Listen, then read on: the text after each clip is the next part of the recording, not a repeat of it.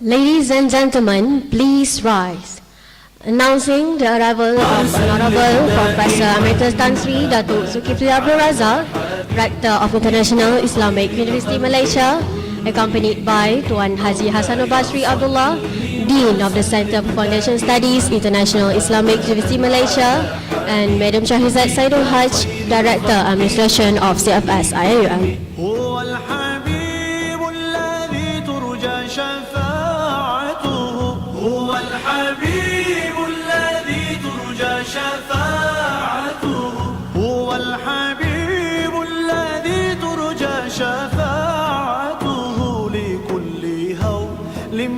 الأهوال مقتحم مولاي صل وسلم دائما أبدا على حبيبك خير الخلق كلهم مولاي صل وسلم دائما أبدا على حبيبك خير الخلق كلهم مولاي صل دائما أبدا على حبيبك خير خلق الله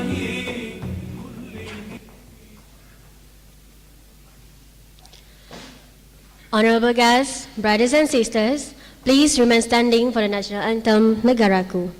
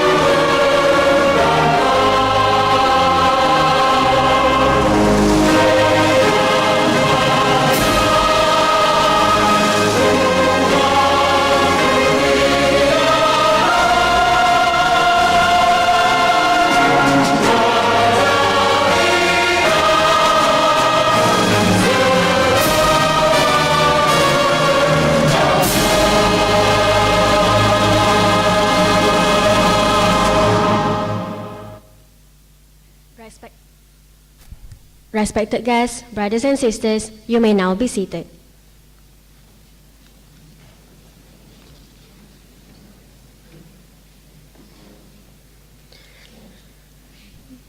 Bismillahirrahmanirrahim. Alhamdulillahirabbil alamin. Wassalatu wassalamu ala asyrafil anbiya'i wal mursalin wa ala alihi wa sahbihi ajma'in.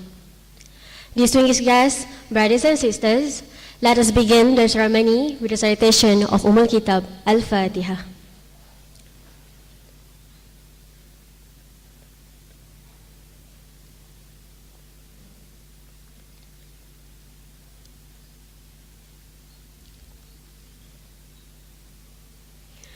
Honorable Professor Emeritus Tan Sri Datuk Zulkifli Abdul Razak, Rector of IIUM, Yang Berusaha Tuan Haji Hassanul Basri Abdullah, Dean of the CFS IIUM, Madam Shahrizat Saidul Haj, Director Administration of CFS IIUM, Madam Nazira binti Zubair, Deputy Dean, Student Development and Community Engagement of CFS IIUM, Dr. Tafini Syam bin Taib, Deputy Dean of Academic and Intellectualization of CFS IIUM, invited guests, brothers and sisters. Assalamualaikum warahmatullahi wabarakatuh. Ahlan wa sahlan and welcome to the IIUM Honorable Rector Grand Talk at the Centre for Foundation Studies, International Islamic University Malaysia. In the name of Allah, the most gracious and the most merciful, I am Sister Damia Christina, will be your MC for today's ceremony.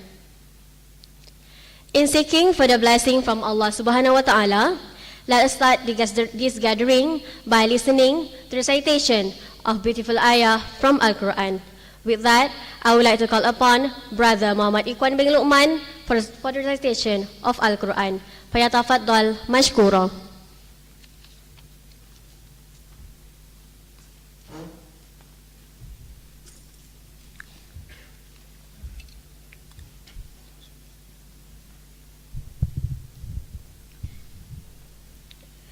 السلام عليكم ورحمة الله وبركاته.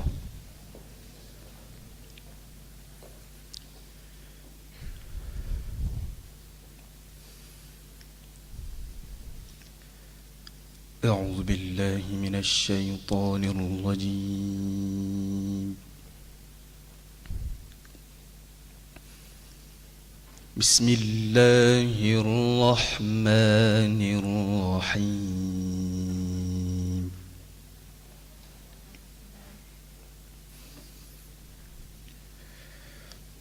يا بني إنها إن تك مثقال حبة من خردل فتكن في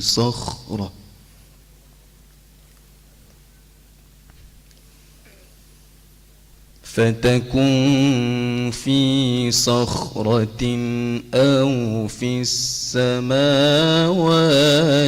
أو في الأرض يأت بها الله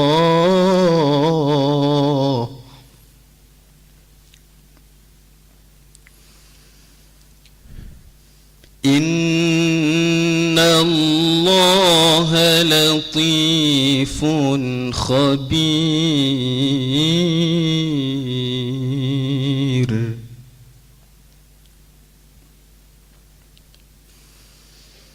يا بني أقم الصلاة وأمر بالمعروف وانه عن المنكر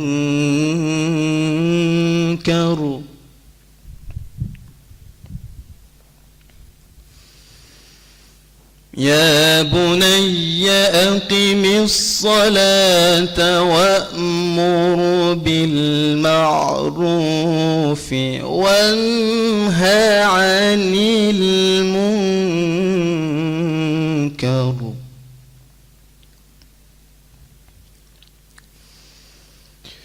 وأمر بالمعروف وانه عن المنكر واصبر على ما أصابك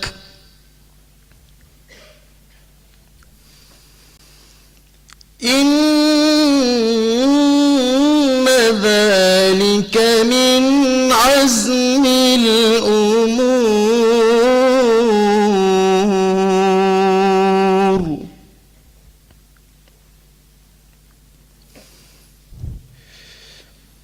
ولا تصعر خدك للناس ولا تمش في الأرض مرحا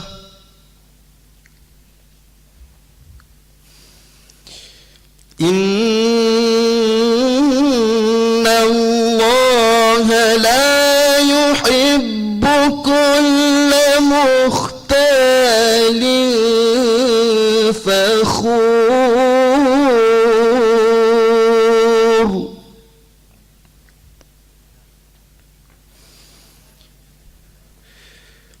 ولا تصعر خدك للناس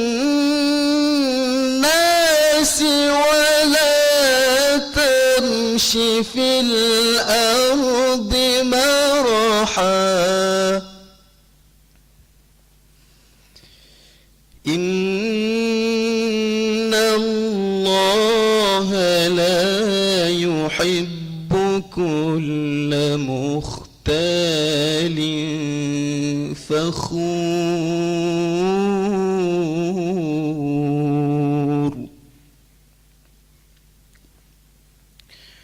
واقصد في مشيك واغضض من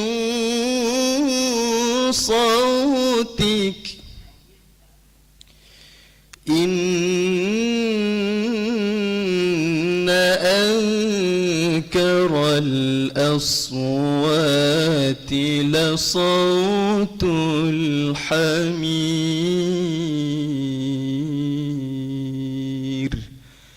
صدق الله العظيم.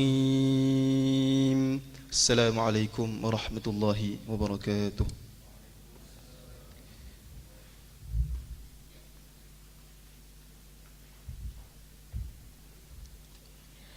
Thank you, Brother Muhammad Ikhwan Bey Luqman, for the wonderful Al-Quran citation just now.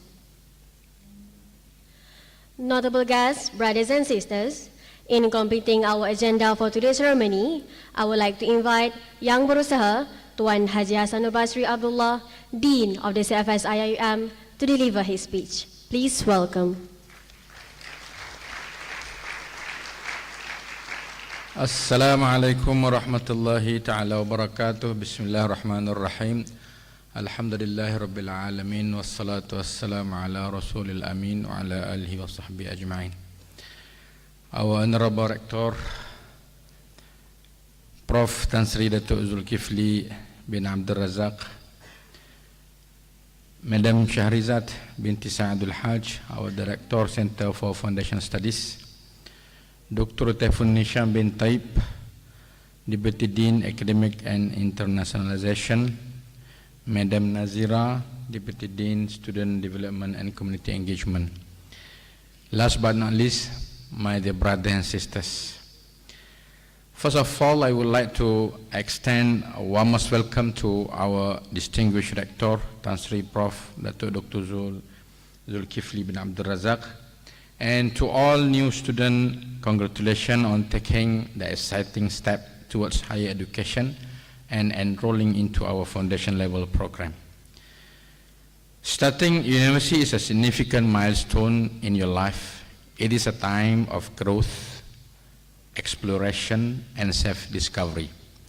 You will be exposed to new ideas, perspectives, and experience that will shape your future and open doors to endless opportunities. One of the most valuable aspects of university's life is to challenges yourself intellectually. University is not just about absorbing information from textbook, but it's about developing critical thinking skills, problem-solving skills, and a thirst of knowledge. Embrace this opportunity to think deeply and ask meaningful questions and engage in stimulating discussion with your peers and lecturers. Be curious and open-minded, as this will be vital in your personal and academic development. University is also much more than just academic.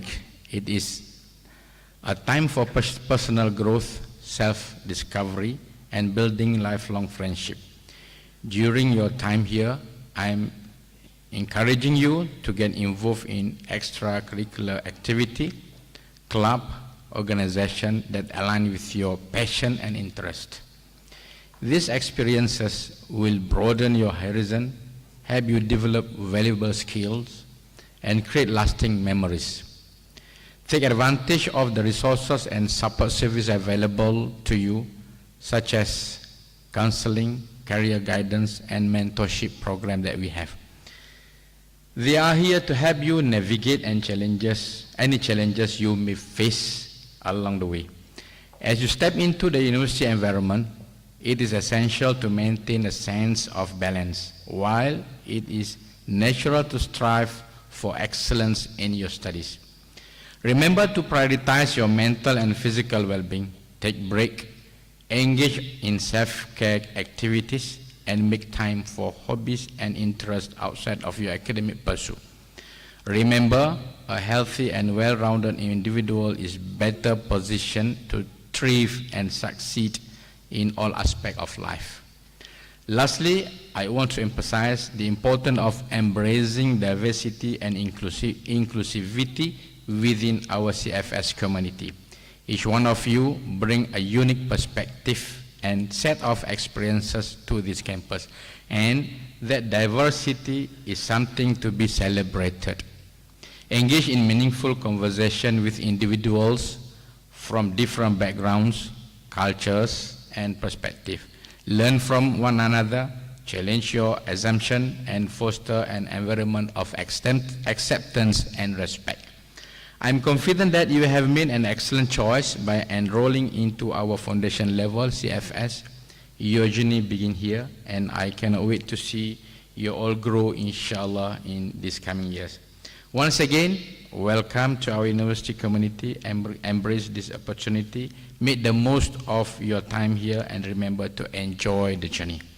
With that, I will say thank you very much. Assalamu alaikum wa rahmatullahi ta'ala wa barakatuh.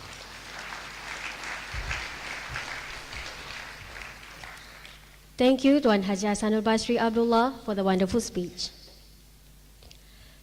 Distinguished guests, brothers and sisters, without further ado, with much honor, we have the utmost pleasure to invite Yang Berusaha Professor Emeritus Tan Sri Datuk Zulkifli Abdul Razak, Rector of IIUM, to deliver his embracing speech. Please welcome.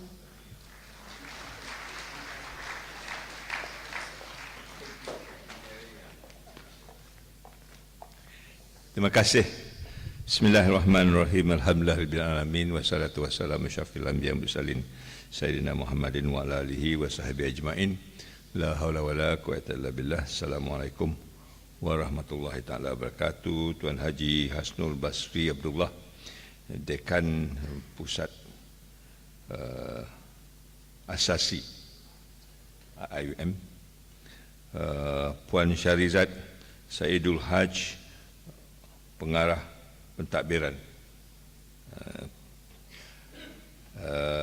Puan Nazirah Zubair, Timbalan Dekan Pembangunan Pelajar dan Usaha Masyarakat, Dr. Saiful Nizam Sanisham Taib, Timbalan Dekan Akademik dan Antarabangsa, para pegawai, pengetua, fellow,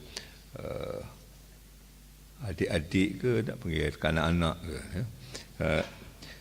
Saya terlebih dahulu ingin mengucapkan terima kasih dan bersyukur kepada Allah Subhanahu Wa Taala kerana kita dapat berjumpa semula selepas beberapa hari kita di sini melalui takruf, dan kali ini saya diberi kesempatan untuk bersoal jawab dengan pelajar, ya. Saya cuba bercakap dalam bahasa Malaysia ni kan sudah lama tak cakap dalam bahasa Malaysia, asyik bahasa Inggeris je. Bahasa Malaysia kita pun makin lama makin berkarat. Namun demikian, ini adalah satu sesi yang saya rasa terbuka. It's an open session that I hope to engage with you. Tukar channel lah, ya, senang sikit.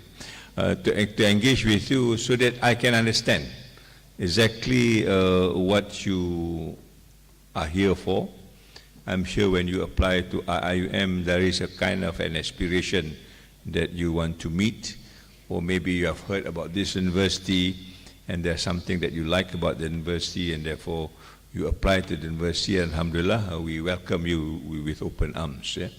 But that is not the end of the message. We want to understand you further, and particularly these young groups of students who have got different expectation, different way of looking at life, compared to at least my generation. Yeah? And therefore, to meet your expectation is something that the university is here for, because we are here to train future generations. We are not here to make sure that you are, left behind just because we believe those ideals are our ideals and yours are not the one that we want to meet up with. So this, perhaps, maybe within half an hour, 45 minutes or so, we can engage with you, and you should be a little bit relaxed now. Again, it is afternoon. Afternoon nak bagi ucapan ni is difficult because half of us are already in that dozing mode. Salah cakap, everybody will be mengangguk-angguk je for no reason. So I want to begin by just reasserting that the university is about change. I want to talk about this idea of change. University is here for change. If you think that university is here for anything else, I want you to come back and reflect. Why is a university important? The university, from my point of view, I've been with the system more than 50 years now, is about change, and I reflect that on my own maybe 50 years ago, more than 50 years ago perhaps, when I was just like you, when I first stepped into the university and wonder what this place is all about. And it dawns on me that if I don't go to the university, then I will not be the person that I am today. In other words, when I step into the university, I have no knowledge of what I am supposed to be. And in my case, I went into a school of pharmacy, no knowledge of what pharmacy is all about. Pharmacy then was a new discipline altogether. Yeah? Even the newspaper reported that we will be a new breed of farmers. Bukan panggil pharmacy, dia panggil farmers, Asia with PH, PHAMERS. This group of farmers will produce a different agricultural product, katanya. Yeah? There's a kind of misunderstanding that was there. But Alhamdulillah, to cut the story short, after going through the university for 4 years, I began to understand something that I had no clue before. And it's all about medicine, right? How to treat people, what sort of dosages, what are sort of precautions, and what are the things that you need to know before you even dispense medicine to another lay person who do not know anything about medicine. So the topic for change is really very relevant. And every one of you, I am sure, will experience that change. You want to be a doctor, inshallah, 4 or 5 years' time you will be a doctor. You want to be an engineer and so on and so forth. And sometime out of your wildest dream, you want to be a doctor, but you end up being something else. That can also happen. Things may change midstream, depending on what it's all about. So the topic for change becomes an important thing. But change is only not because you were subjected to change, but also because you crave for the change that you want. I think this is the most important point. Yeah? That you don't want to be a person who will change are forced onto you. And oftentimes, this is a case for Malaysia. Right? We always become passive recipients of the change that comes onto us. We almost become a bystander that change is forced into you. The change that I want to talk to you about is a change that we desire, that we aspire, and that we create so that we get the change that we want, and that is probably the best that we can give as far as the whole impact is concerned. And this is what I think the university is now trying to inculcate. Yeah? If for the last 40 years we have been in a university, I'm not saying that university has not caused any change by then, but certainly after 40 years, the kind of change that comes onto the university or onto the nation and the community are quite different from the one that we experienced maybe 40 years ago. Again, if I were to just reflect on myself, at that particular time, technology was not a big deal. Yeah? There's no resemblance of technology as we talked about it today. Yeah? At one point, technology becomes something that we desire for because it can make some changes that is beneficial to us. Yeah? But as technology changes from time to time, it becomes invasive. What I mean invasive is that technology begins to influence your internal workings, your emotions, your thinking, and sometimes your own personality itself. And then I think that is where I stop to think about what do we need to do as an institution, as an educator, to give you the kind of impetus that you need to rethink of what change is all about, right? Now, we are at a point where technology actually becomes a dilemma to us. Yeah? You all have got your handphones. I'm sure some of you may have 2 or even 3, depending on how fascinated you are by this gadget. Yeah? And oftentimes we think this is a very naive kind of a device. But people have likened it to a knife.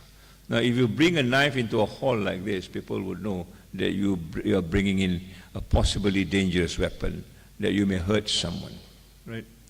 But that handphone is equivalent to a knife, and in fact even worse, depending on how you used it, just like the knife, right?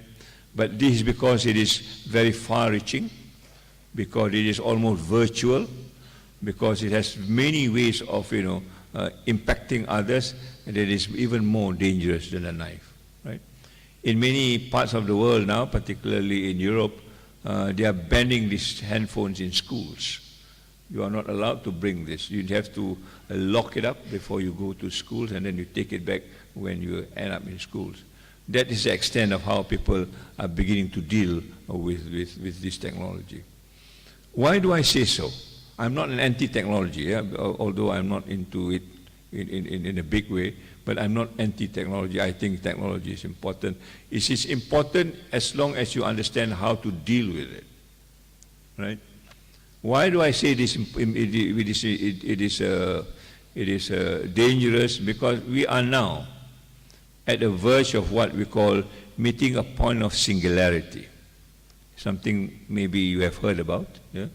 Singularity is a point where the development of technology supersedes the development of the human brain. All right?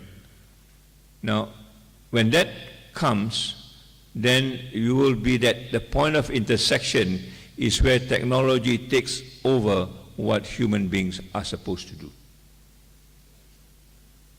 And what does it mean? It means they think faster than we do. In any problem that you give, they'll probably solve it faster than we do. And you're beginning to see this now. Under artificial intelligence, the recent one is this ChatGPT and so on and so forth. So much so that we become dependent on these gadgets, right? And that dependence is the one that worries us, because it becomes another form of addiction. There is a website, I think you can Google it, that talks about whether you are dependent or not on this particular device that you've got. There is, I think, a very simple survey of 9 questions. They will ask you a question and you need to answer yes or no. And if you answer 5 or more yes, already means that you are vulnerable to addiction of that particular device. Yeah? In one of the university that I was working, it is a seminar like this. I posed the question. I should have done the same thing here. I posed the question on the screen and get the student to answer them. And we found at that particular university, 70% of the students are dependent or almost addicted to the device. If you think drug dependency is bad, this is equivalent of that, because it can lead you to anywhere. Yeah?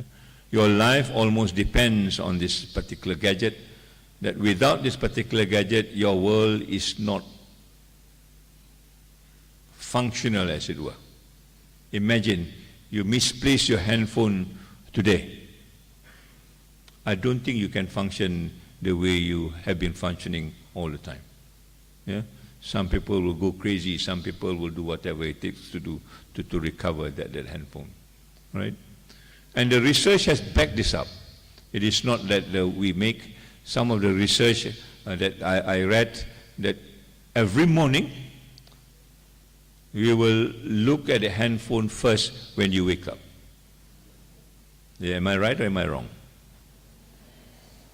Yeah? The first thing you do is to look at that gadget.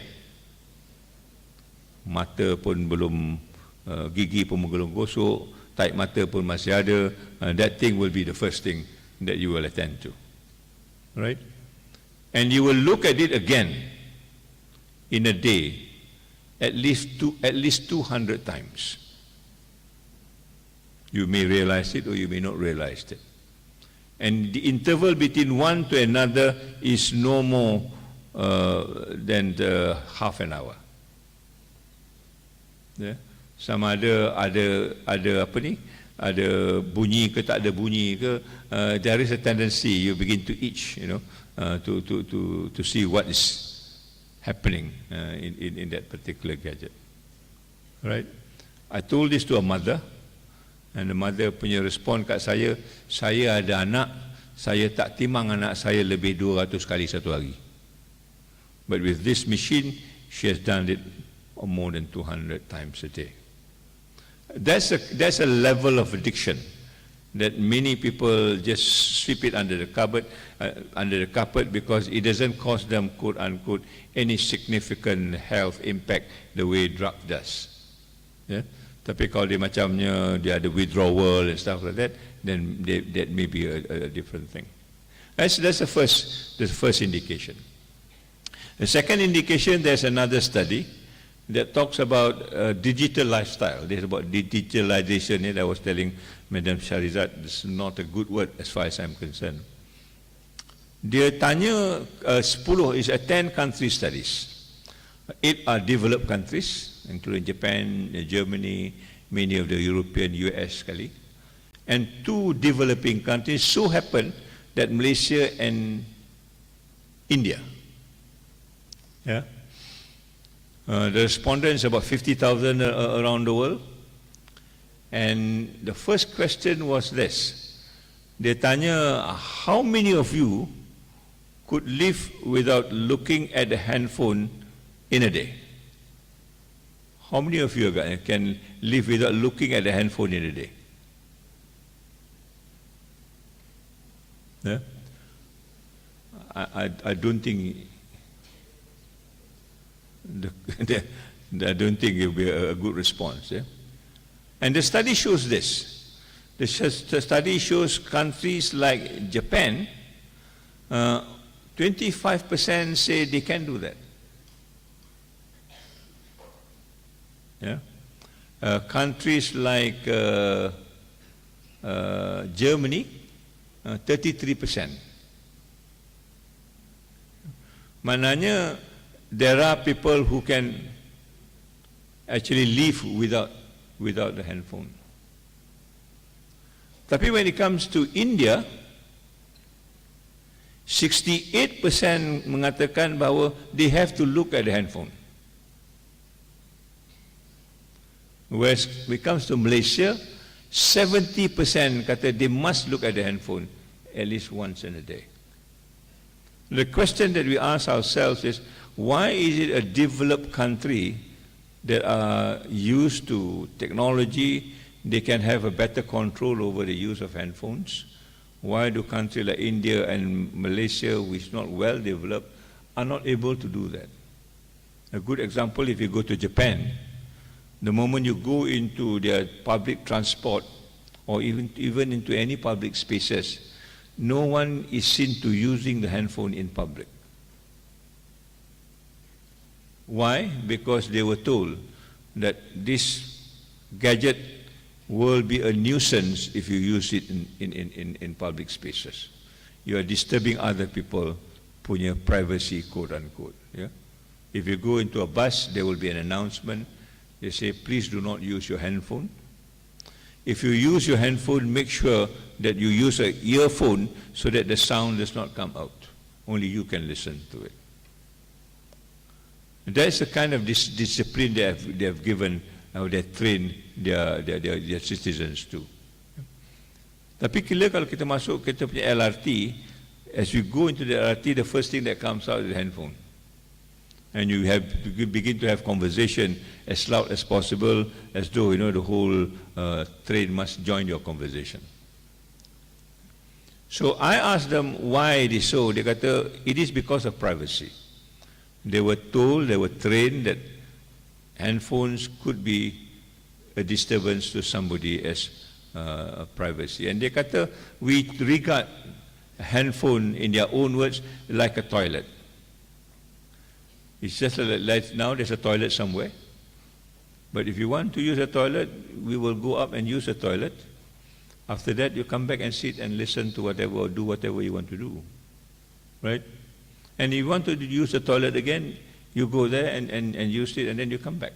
Yeah?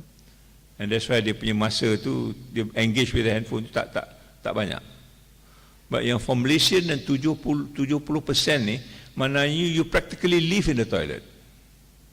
You don't get out of the toilet. You know? And you, as though toilet is part and parcel of your life. That is a difference between why our attitudes to technology is different from the developed country. And this is why I was talking to our friends, the KICT dekat Gombak. How do we train generations like you to regard this device the way the developed countries of Japan and Germany does so? So that we create another breed of leaders or youngsters who know to value the handphone the way it is, not the way it is now when you talk about social media and so on and so forth. Yeah? So I'm hoping that we can start with CFS. How do we, in this environment, begin to change our attitude about devices? I'm not saying that the devices are wrong, but the way you used it, how you used it, when you used it. Is there an Islamic ethics towards this kind of usage? And that's why dalam tadi we discussed, we talk about not only digital literacy, we talk about ethical literacy. What is the ethics that is related to digitalization? If you don't do this right, it will be a simple source of colonialism to us. What do I mean by that? Yeah. Most of this AI, artificial intelligence, the algorithms are written from what we now call the white AI. White AI means these are the algorithms that are written by foreigners, particularly people from the West. Yeah? From the little I know, if you do an algorithm, how you decide to make that algorithm is depending on what sort of value you hold. What sort of outcome do you desire? You know? In other words, you will make it as it suits you or your community or your culture. So if you're a white person and you use another white algorithm, then probably it fits you because you belong to the same culture, belong to the same value system, appreciate the same norms, and therefore there's nothing wrong with it. Yeah. But many research in the West, if the blacks use it, then you find that the values of the blacks and the whites are different. And oftentimes the black has been seen, quote unquote, discriminated because the inputs of values of the black or the brown in this case will be different, and therefore the outcome will be different. That is within the same Western punya community. What about us in Asia? What about us in Asia and a Muslim at that? And if you use the same AI, what will be the impact on us? Yeah? And if it is designed to colonize your mind, directly or indirectly, then do we know whether it's happening to us ataupun tidak? Yeah? My generation are very sensitive to this because as we celebrate independence at the end of this month, we were always reminded how this country was colonized by the British and how everything that is happening now today was the outcome of that colonialism. The separation between the Chinese, the Malay, and the Indians, yeah, are all designed by these people. So that we always have a divisive community, that we are always in a fight in what we call divide and rule. Yeah? It's easier, if I were to rule you, it's easier to divide you into small groups. Then I can deal with this group differently. Rather than you come collectively in one group, that I probably will have no measure to contain you. So this whole concept of divide and rule is a consequence of colonialism And that's why Malaysia is suffering. Now we are going to another election very soon, 2 days' time. Yeah? And if you look at the pattern of what's happening today, it's all about divide and rule. There's no one party that can come together, even they are same bangsa, same agama, but they cannot come together. Because we are so used to this idea of divide and rules. Right? And technology could be that means, in a very subtle way, that we are divided, and it could be just not division in Malaysia, it could be the whole Islamic world could be divided by the kind of algorithm that they use. I don't know whether you are thinking along those lines, but my generation is very, very sensitive to this. Whether this technology of ours will make that happen, this time without the white men coming and land into our country. They just need to send the software. And to agents and to people like you who are still very naive about this and think perhaps it's the most modern coming from the best of the world, yeah? But at the end of the day, we continue to suffer this kind of subjugation from the colonial powers, right? And I was just reading the other day when Bill Gates was divorcing his wife. I happened to read dia punya biodata, and dia kata anak dia, the first anak, used IT at the age of 11.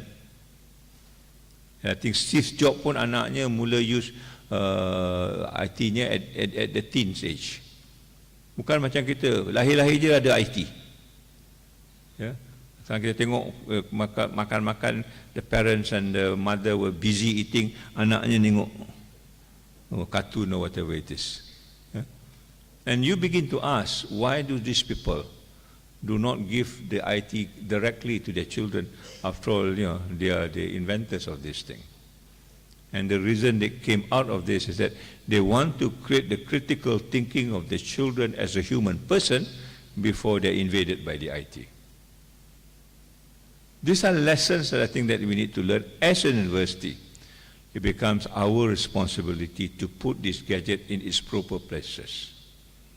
As an university, we need to train you so that you can be that generation will eventually go into understanding what IT is all about and use it to our benefit rather to our disadvantage. Yeah? So these are the kind of changes that we are now facing, which nobody knows what the solution is all about. But being a university, we must figure out what is the solution. Otherwise, we fail in our duty to understand how the university could protect its own community. Right? The second point that I want to talk about, when I was listening to the recitation, the beautiful recitation just now, that talks about moderation, that talks about speak in a lower voice. Yeah?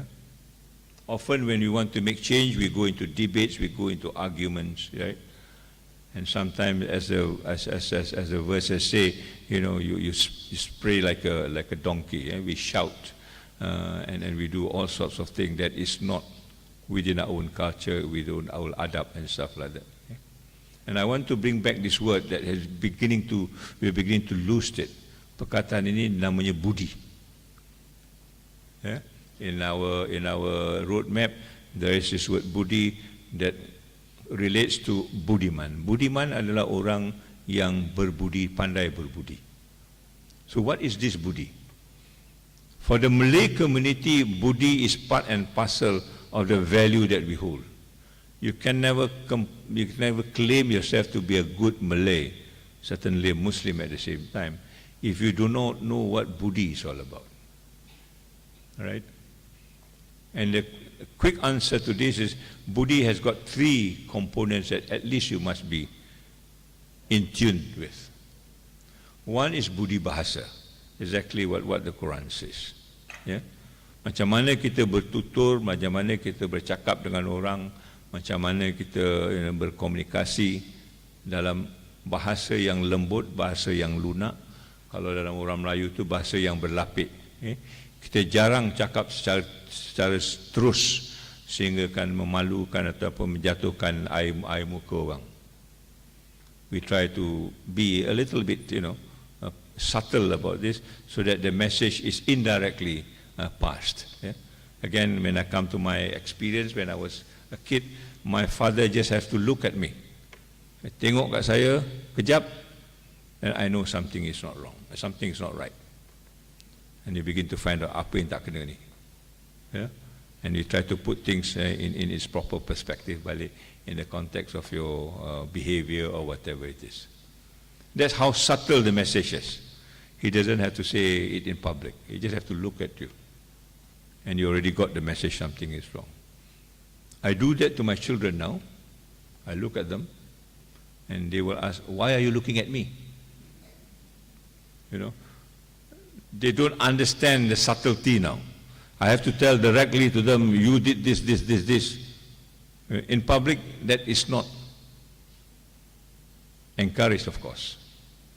We want to protect dia punya, what they call, marwah and so on and so forth.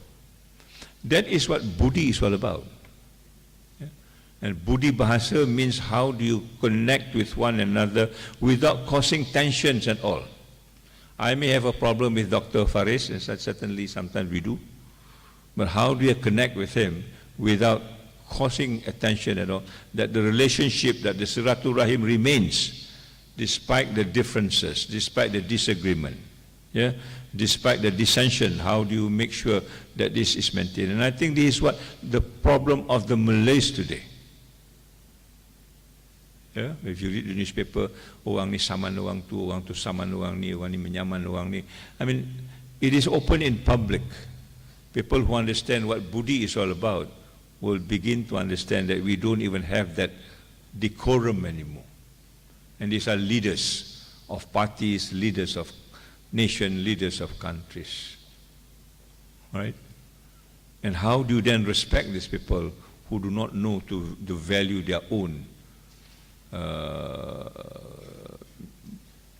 values and their own culture?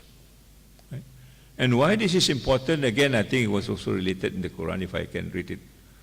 Dengan adanya budi bahasa yang baik, budi pekertinya akan baik.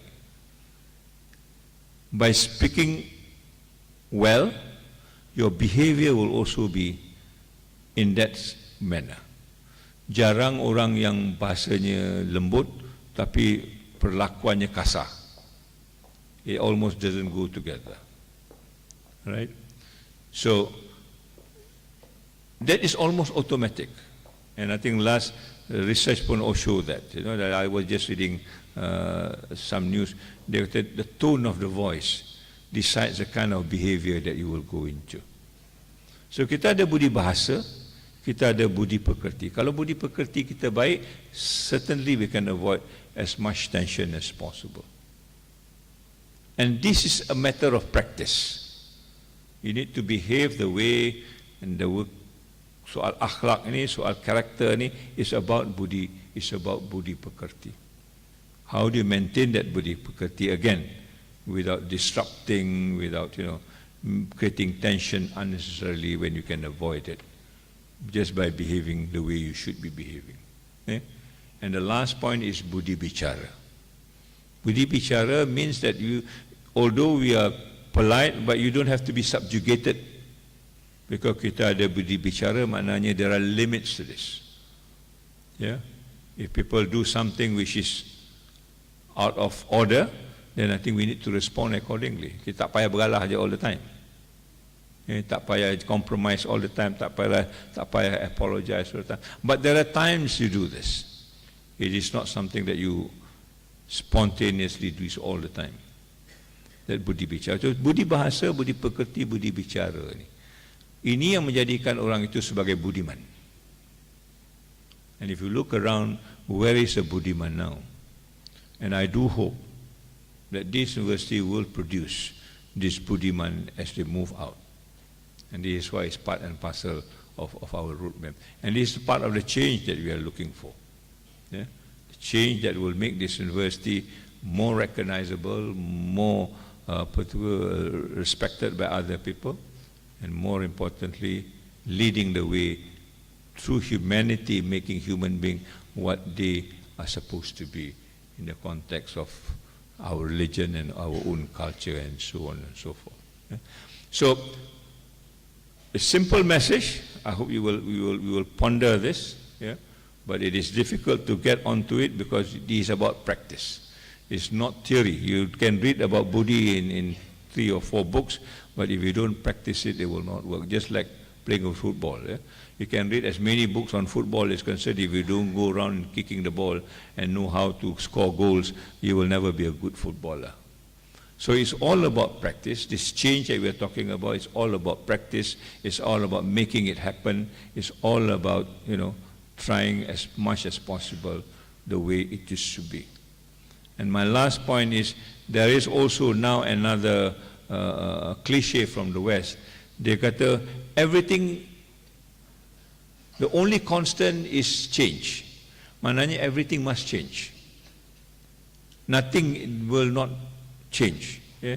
So that's why they talk about innovation, change and stuff like that, that everything must change. Things cannot remain the way it is. Again, from my point of view, I hope Islamically right, that certain things do not change. Ethics do not change, Aqidah do not change, values do not change, moral do not change. Yeah? But because we're subjected to this, that everything must change, then you get all this phenomena of LGBT, same-sex marriage, benda-benda ni, because they need to change. Because they kata staying with one partner is boring.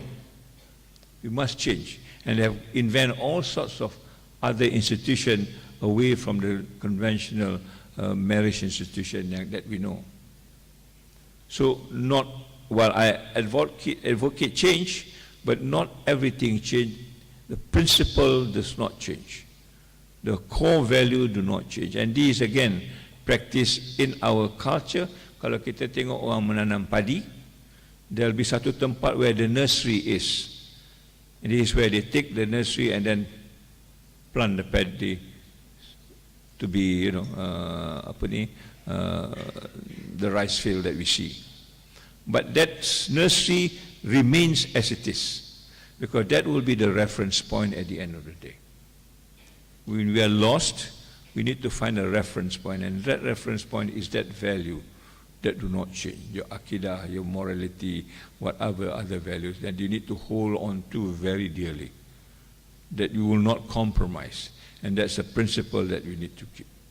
That again is something now being quote unquote under attack. Yeah? So as you argue with people in the West and say, why are you so conventional that you are not changing, that everything is changing now? Singapore has already adopted the LGBT sort of rules, and Malaysia is under pressure to do this. And this is where I think we need to understand. It's not something of emotion, but it's something that has to do with our own culture, the values, and the way we conduct ourselves at the end of the day. Yeah? So I've got this warning that 5 minutes more, dah habis dah pun. I want to thank you once again for giving your attention on this. But I do hope you become the change agent, that you together and the university will become the change agent, the positive change agent that makes the world a better world, the way we sing in our song, yeah? To realize a better world, so that Islam will be recognized as that religion that makes everything in peace and harmony the way it should be. So thank you very much. Wabillahi taufiq wa hidayah. Assalamualaikum warahmatullahi ta'ala wabarakatuh.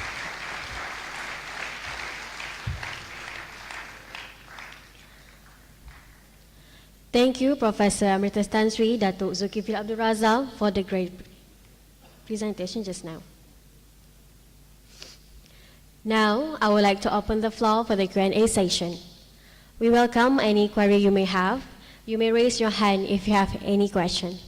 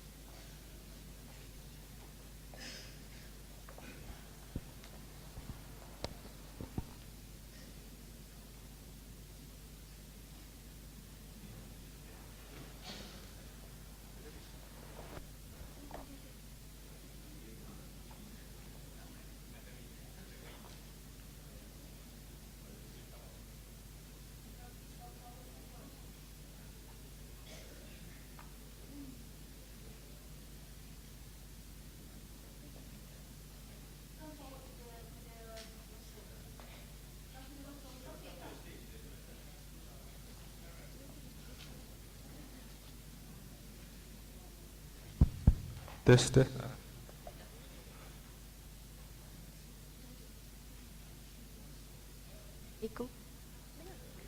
Assalamualaikum warahmatullahi wabarakatuh. My name is Nurul Fitra binti Roslan. I have a question. Can you share with us what is your advice for students who in dilemma of continuing higher education?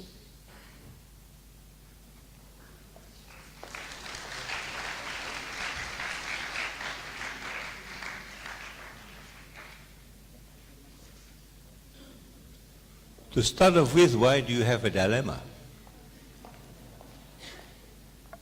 I've just explained to you higher education is about change, right?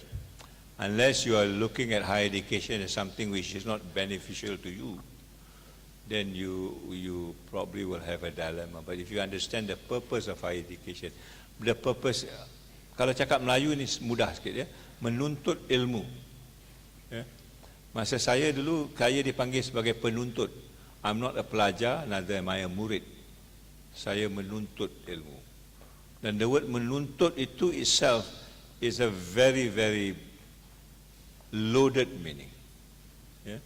So, bila saya belajar itu, saya menuntut ilmu, bukan saja ilmu, tetapi saya juga menuntut apa yang dibawa oleh guru saya. Perwatakannya, peradabannya, budi bahasanya. Ya. Sebab itu masa saya jadi pelajar, guru itu seolah-olah macam bapa kepada kita. Bila kita berdoa, kita selalu mendoakan guru kita. Ya. Guru kita dengan kita sebagai sebati. Because they are the source of inspiration, just like your parents is. So if that's a kind of education that we go through, then I'm not too sure where the dilemma is. The dilemma may be in terms of economics, am I right? What is a dilemma about? Then I can answer you better. Is it about time? Is it about economics? Is it about what is a dilemma?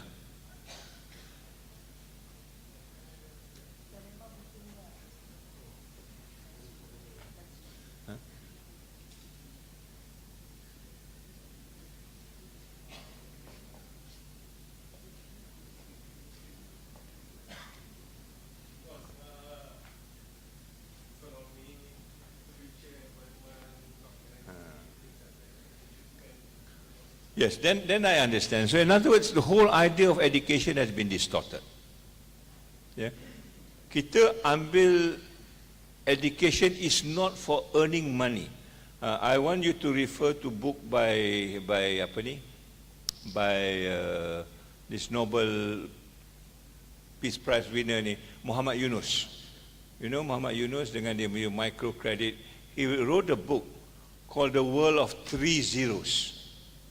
Yeah? The first zero is about carbon emission, second zero is about wealth accumulation. The third zero ni yang penting bagi saya. Dia kata the third zero is a world of unemployment. This is where I think most of you now are placed in a dilemma.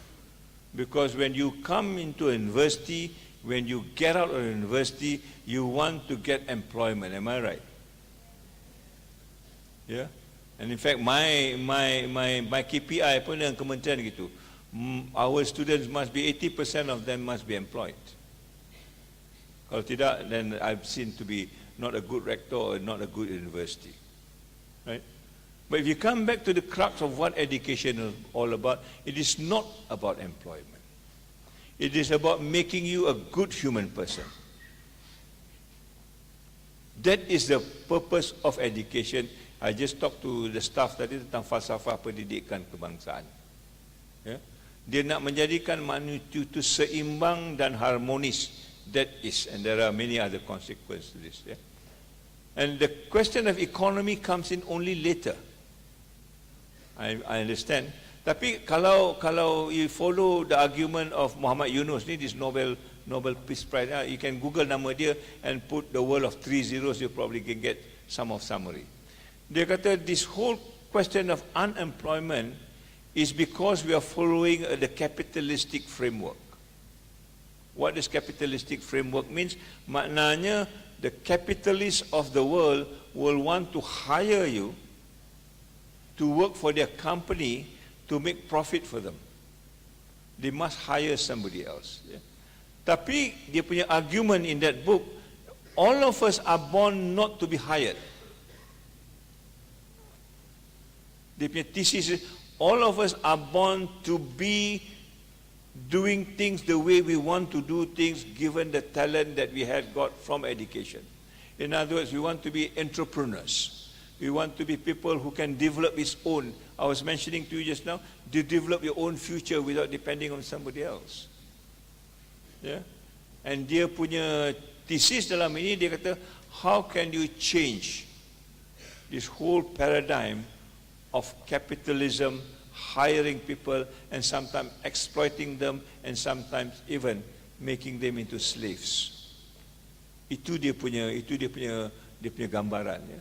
So this dilemma of yours, which is real, I will not negate it. Yeah? But it becomes to people like us in the university to put this picture right to you.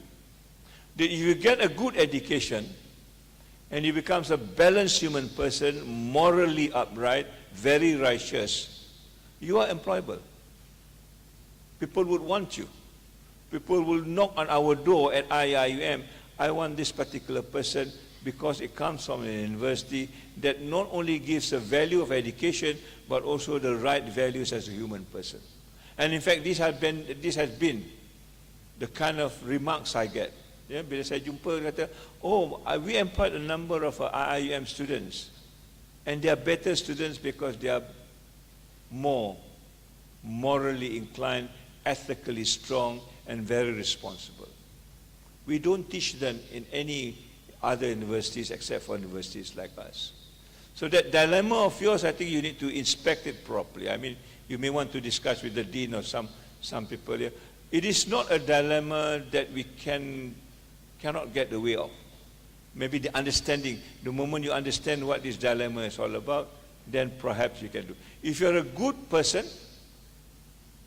certainly people want to employ you. If you're a good person and a good grade, certainly you are more quote-unquote marketable than any other Tom, Dick, and Harry. And that's why the purpose of the university is to train that moral person first before we train them to be an engineer or a doctor or whatever it is. You have to be the right person, maknanya you also is the right husband. I'm talking to my colleagues here. Yeah? And the right wife. I talk to my students when I was in USM, budak perempuan sekarang ni ataupun budak lelaki sekarang ni kahwin lambat. Am I right? Unlike me and my wife, graduate je kita kahwin. You know? But you all tunggu umur 30, umur 35 pun nak kahwin. I ask them, mengapa you all ni kahwin lambat sangat? And the girls punya jawapan, listen boys, the girls punya jawapan dia kata lack of quality men. You know, it is, my heart sink when I heard that. You know, this is sebab kita kahwin lambat ni pasal lack of quality man. There's not many choice. Maybe the dean needs to work on this also. Yeah? So these are issues. Basically, we want to go back to the moral values. Education is about this moral values, the ethic, the akhlaq that we talk about. The consequence economic will come, but probably later. I would vouch with you, if you are a good engineer and a bad human being, you get a job, but you'll be sacked the next day. Yeah? You will never be able to sustain it because you don't have that moral, ethical values. If you have that, then it will. I'll give you another example. Yeah? Of one of my students when I was in USM, she's an engineering student, perempuan. Interview dia, orang tu tanya, please draw me a square. Itu je. You know? Most of us would probably draw a square and give it, here you are. But this girl does different thing. This girl kata, what sort of square do you want me to draw?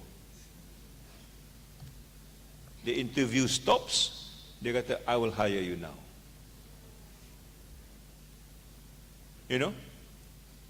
And bila dia dapat kerja, he was given a job, and then she called me after 2 weeks.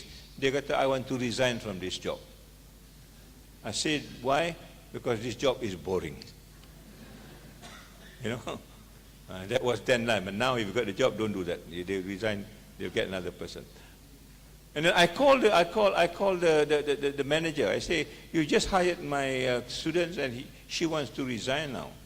Dia kata, why? Dia kata, the job is boring. And what was the response of the manager? I said, please tell her to see me. And when the girl jumpa dia tanya girl tu, what sort of job do you want? You know? And then she able to tell her, these are the jobs that. And why the manager kata, this girl is an upright, very, very, the right kind of person lah. Not in terms of knowledge, but in terms of dia punya perwatakan, in terms of dia punya personality. This is what the university is trying to nurture, and I hope you understand where I'm coming from. Yeah? So that is important to have this balanced human being. Seperti dalam falsafah pendidikan kebangsaan mengatakan untuk mengeluarkan manusia seimbang dan harmoni. That's what it meant. In terms of academically, sahsiahnya, personality-nya, it's almost like a complete human person that we want to show as far as this university is concerned. Right? Okay, any more questions? Are we allowed any question lagi? One more. From the, yeah, you want to respond to why there's lack of quality men?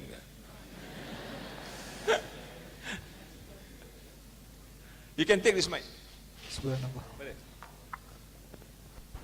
Assalamualaikum Tan Sri. Salam. And everyone else. My name is Muhammad Aman Najmi. My question is, as of today, especially in the age of technology, we've seen a lot of growth, especially from the Western culture. They keep on promoting their cultures to other cultures, like Arabic cultures and Asian cultures, people starting to take up what they do. Like they do like Halloween celebrations, Christmas celebrations that even Muslim celebrates nowadays. Valentine's, it's a common thing. So as a student in IIUM, which is predominantly, well, 99% Muslim students, how do you combat these stuff coming from outside of our culture, trying to manipulate us to be into their cultures and destroying our cultures? That's Okay, very, very good question.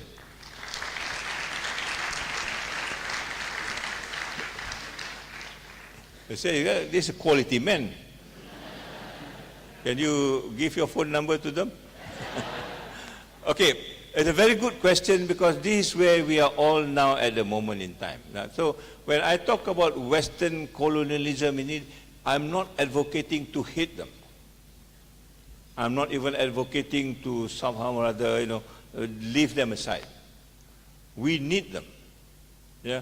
In the development that we go now, dari segi teknologi dan sebagainya, kalau kita cut off from the West, then we are back to zero. All right? So what we need to do is to complement them. And this is where balik-balik soal dilemma tadi. How do you complement them? How do you make sure that not only the Western values is enshrined, but also the Islamic, the Malaysian value, the Nusantara value, the Asian values also can be complemented. So that we have the better of both worlds. Right? And that is a challenge. And you can only do that if you understand your own culture, if you understand your own value, if you understand how to deal with this group of people. And that again is what the university is all about. How do you create this balance? Not by fighting with them head on. Certainly we will lose. All right? How do you actually make this happen in the context of education? So apa yang kita boleh bagi pada dia? Now, our experience has been, at least in the last 5 years that I was here, when we talk about sustainability misalnya, yeah, and we articulate sustainability in the context of Islam. Kita masukkan makasih syariah, kita masukkan rahmatan lil alamin, kita create SDG 18 and so on and so forth. These are the things that the Westerners do not have. Yeah? And when we talk about this, they go, oh, I'm interested in this. For example, SDG 18. There's so many Christians who have called me up and say, can you share what SDG 18 is all about? What is SDG 18? SDG 18 is Sustainable Development Goal. If you SDG, Sustainable Development Goal number 18, dia ada 17, kita tambah satu lagi, 18. Dia ada, kita katakan SDG 18 is about spirituality. We define what spirituality is all about in the context of sustainability. And they don't have that. And then they come to learn from us, or at least want to learn from us. I talk about sejahtera. We talk about sejahtera. Yeah? Now, in the year 2015, the Korean launched a sejahtera center in Korea. Then I was in USM, dua academic dia tanya pada saya, what is this sejahtera is all about? Yeah, and I explained to them, little do I know that they actually built a campus worth 20 million US in Korea. Because they merasakan sejahtera ni is very relevant to them. They don't have the word sejahtera equivalent in Korea. Yeah? And now if you want to know about sejahtera better, you have to go to Korea. They have done research on it, they have got its sejahtera network, yeah? And they have got people who are actually practicing it. We are not just talking about it. They are already starting to practice it. Budak kindergarten sampai orang tua, semuanya tahu apa sejahtera. If you go to, you want to go to that place, you have to stop in Busan, the airport. Katanya, if you naik sampai kat Busan, you naik taxi, you just kata you want to go to Sejahtera Center, they will take you. You don't have to translate it. Yep. So these are the things that we must do. What is it that other people has not done that we must do so that we can complement and make sure that our part of that complementarity is there? That we are no inferior as compared to the Western ideas. In fact, we are better because we are creating that holistic human being that we talked about. Same with your question tadi, sister. Yeah? The student yang keluar daripada UIA, the student yang keluar daripada any Western sort of university, they are comparable, if not they are better. And I think that's the only way out. And what does that mean? That means you must work doubly hard. We must not only just take people punya model as though that is the only model that we know of. And I come back to this whole question of IT. Yeah? I come back to this whole question of IT. Do you understand what this IT is all about? If you don't, let's understand it properly so that it doesn't become a disadvantage to us. I think that question needs to be elaborated a little bit more. I want you to read a number of books on this. One of the books that you must read is called The Theft of History. Yeah? The Theft of History by Jack Goody, J-A-C-K-G-O-O-D-Y. I'm sure there is one in the library, who is an emeritus professor in Cambridge. Dan buku itu mengatakan about almost every part of the modern Western education started from Islam. Bila saya baca itu, saya terkejut. Yeah? Almost everything. During the days of the Andalusia, which is the 10th century, when we almost ruled the world as far as education is concerned, knowledge is concerned, Europe at that particular time is known as the Dark Ages. They don't know anything. Library yang sebaik-baiknya was in Cordoba. There are about 400,000 volumes. The best library at that time was in Durham. They got only 2,000 volumes. 400,000 compared to 2,000. Islam ruled the world at that particular time. Yeah? But again, because of the unfortunate event of history, we fight against each other, and Andalusia was taken over by the Christian, and then everything now is overturned. All the books yang kita dah ada is translated into Latin, and that is part of what Jack Goody talked about, the theft of history. Yeah? So we have a role to play. We can play that role, but you must understand what it takes to do that. So kalau kita asyik mengopi ChatGPT je, cut and paste from internet, then you are not doing a service to Islam at all. In fact, you are doing a disservice to Islam. And this is why I think this knowledge business change business is an important thing, right? So I think I better stop there, otherwise it becomes another lecture for the whole night. Okay, thank you very much. But I like your discussion. Let's carry on. You can email me if you want to. Yeah. Assalamualaikum.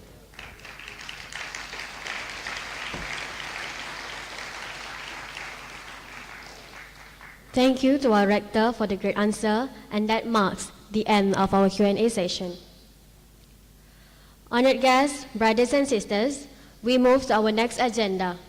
For your information, on 29 May 2023, CFS campus had organized a soft launching of CFS towards a cashless campus. The last couple of decades has brought radical improvement to both the tech and finance industries. Now, pretty much everything has become digital. We can simply pay our bills, transfer monies, and receive payment from anyone in the world, simply through online payment system and best mobile payment apps. Today, students desire cashless payment more than ever before. With the ease and convenience delivered by the simple tap of a card or a quick thumbprint on the smartphones, student transactions are now overwhelmingly carried out using technology rather than polymer. Hence, CFS IIUM must take a lead to introduce this system to the community and become a leader to use the system among IIUM campus. Ladies and gentlemen, why is cashless? Cashless is very convenient because it's an online payment rule without necessity to carry cash. Business owner and customer no longer have to queue up for the ATM service. Without wasting any more time, we invite Tuan Haji Hasanul Basri Abdullah onto stage, accompanying Professor Emeritus Tan Sri Datuk Zulkifli Abdul Razak to complete the officiating gimmick of the CFS Cashless Campus. Please welcome.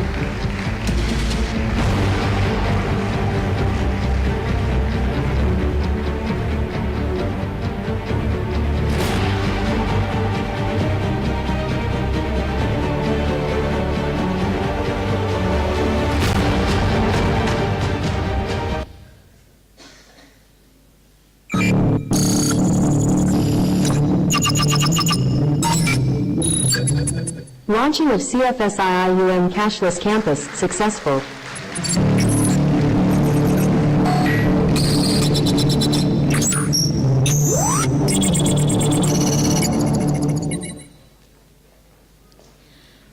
Thank you to Professor Emeritus Tan Sri Datuk Zulkifli Abdul Razak for officiating the ceremony just now. Now, let us watch a video that has been prepared by our special team for Cashless Campus.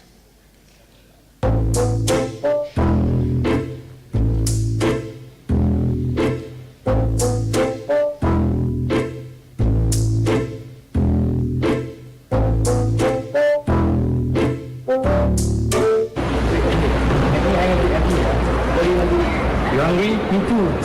I feel like I want to eat nasi lemak.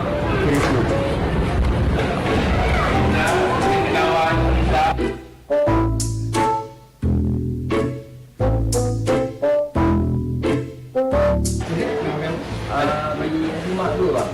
Ya.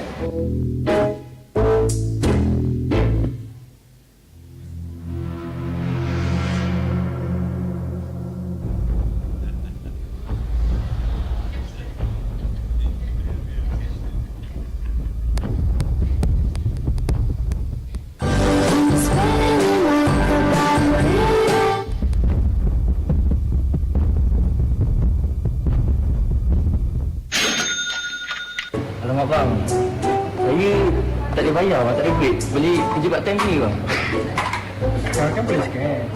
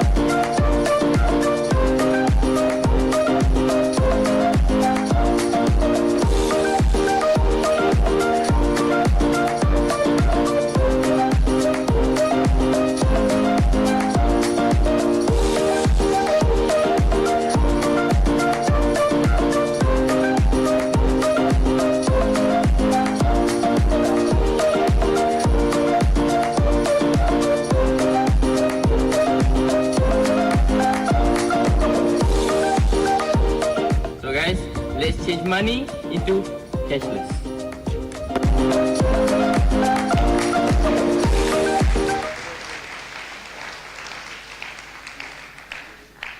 Thank you for the wonderful video just now.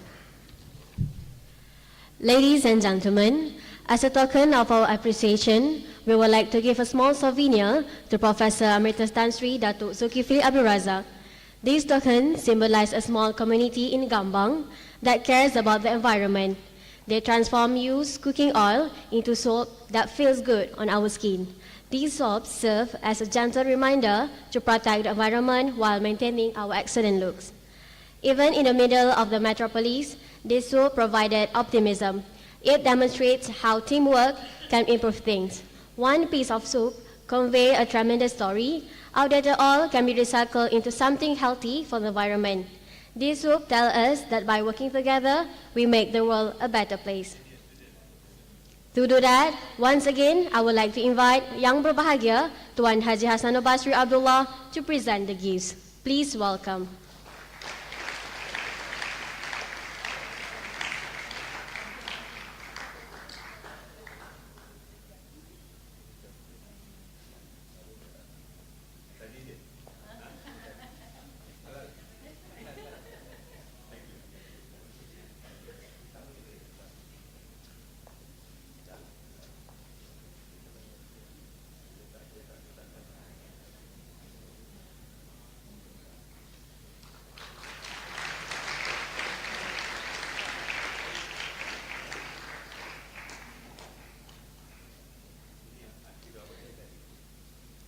Thank you, Tuan Haji Hassanul Basri Abdullah, for giving the token of appreciation just now. Distinguished guests, brothers and sisters, to seek barakah from Allah Subhanahu Wa Taala, please allow us to invite Brother Ahmad Ubaidah bin Muhammad Anwar to lead the recitation of dua. Please welcome.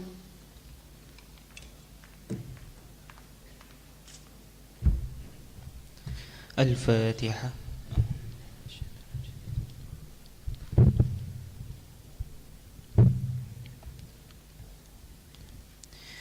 أعوذ بالله من الشيطان الرجيم بسم الله الرحمن الرحيم الحمد لله رب العالمين والصلاة والسلام على أشرف الأنبياء والمرسلين وعلى آله وصحبه أجمعين Ya Allah, Ya Rahim, praise be to God, the Lord of the worlds. Peace and blessings be upon our Muhammad sallallahu alaihi wasallam and his companions and for those who followed his example till the judgment day.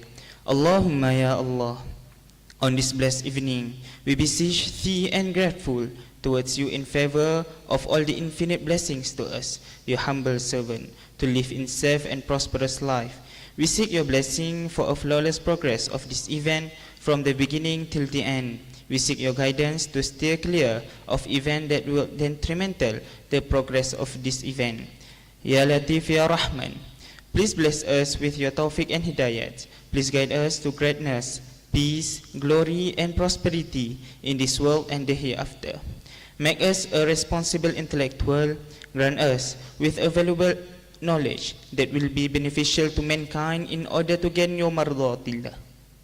Make us Your Rector servant that followed Your commands and neglect the sinful act. Please forgive us for our wrongdoing. Ya Munzil al-Barakat, bestow peace to our beloved country Malaysia. Preserve us from any threat and disaster, neither man-made nor natural disaster. And to You, Ya Allah, we ask for security and prosperity upon us, our leaders and our country. Bestow patience in us in order to face us the challenges from You. Please accept our deeds and please reward us accordingly. ربنا عليك توكلنا وإليك أنبنا وإليك المصير ربنا آتنا في الدنيا حسنة وفي الآخرة حسنة وقنا عذاب النار وصلى الله على سيدنا محمد وعلى آله وصحبه وسلم والحمد لله رب العالمين.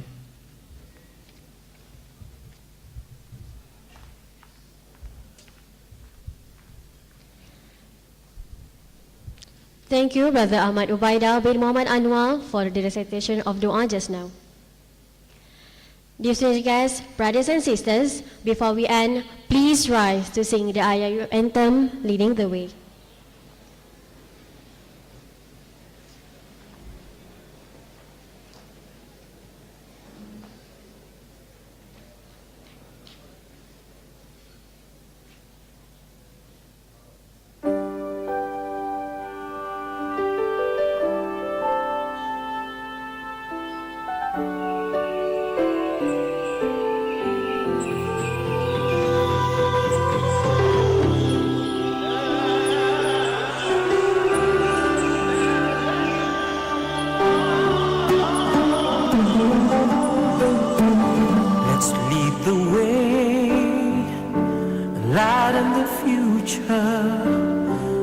share the wisdom to the spirit of Islam. Revelation and reason, we shall excel, we shall prevail. Merging faith and knowledge, we, the Khalifa, we will fulfill the amanah. Together we make the world a better place. Forever expand the culture of Iqra. IIUM is to realize the meaning of Ramadan al-Alamin. Together we make the world a better place. Forever expand the culture of Iqra. IIUM is to realize the meaning of mercy to all worlds, for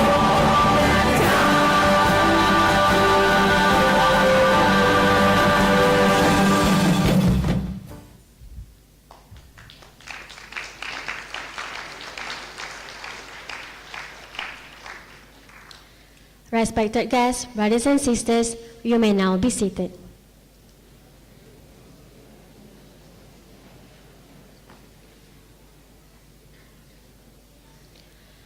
Honorable guests, brothers and sisters, that marks the end of our event. On behalf of the organizing committee, we would like to apologize for any shortcoming along the way and thank you for gracing our event. Jazakumullahu khairan katsira. Wabillahi taufiq wal hidayah. Wassalamualaikum warahmatullahi wabarakatuh.